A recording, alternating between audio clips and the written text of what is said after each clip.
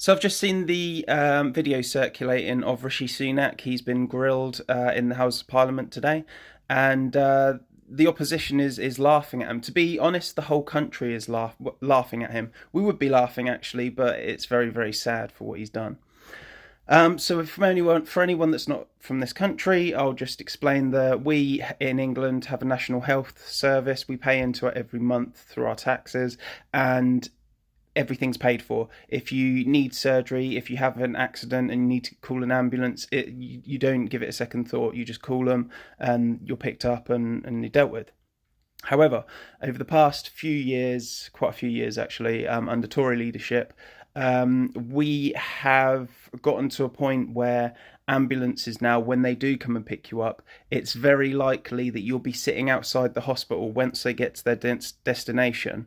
You'll be sitting outside in the ambulance for hours on end, just waiting for a doctor or a nurse to become free to actually do something with you. And it's bloody sad.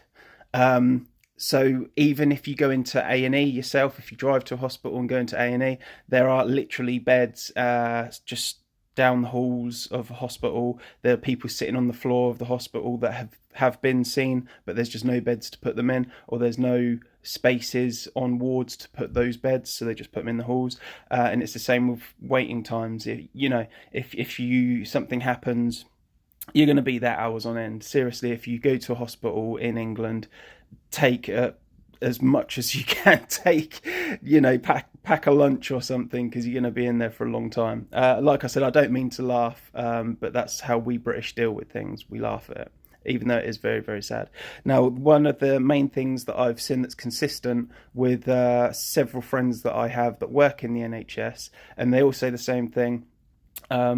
It's down to too many managers in the NHS that don't know what they're doing. They'll implement different plans that will be put into place and tried out for a couple of months, and then another manager will come along and say, no, that's not going to work, and then they'll put their input in on it, and it just goes around in circles.